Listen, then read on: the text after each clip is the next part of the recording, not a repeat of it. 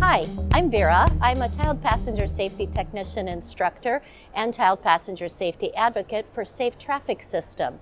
We're the manufacturer of the RideSafer travel vest. In the event that your child is sitting in a seating position in the motor vehicle that has a lap-only seat belt, but the shoulder belt is not present, we have a tether that is included or sold as an accessory, depending on the packaging type that you prefer.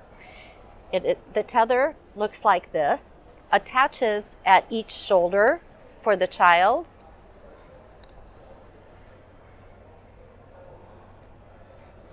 and then attaches to a standard tether anchor location. The tether anchor location should be directly behind the child, somewhere on the framework of the vehicle. At this point, you're going to attach the lap portion of the seat belt. This is for a seating position that has only lap belts. If the seating location has a lap belt and a shoulder belt, we do permit the use of that tether in conjunction with the lap belt and the shoulder belt to stabilize the child from moving side to side.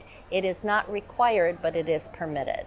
Because it doesn't do anything during a crash. During the crash, the seatbelt is designed to lock up. It is going to keep the child in place, and it is going to prevent the upper torso from tipping forward.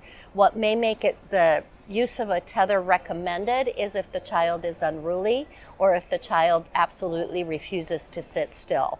But again, please assess the maturity of the child and make certain that the child is mature enough to be able to seated with a lap and shoulder belt without having to be restrained in a 5-point restraint. If the child is so small and so unruly that they are moving around a whole lot, the safest way to transport your child is going to be in a 5-point restraint car seat.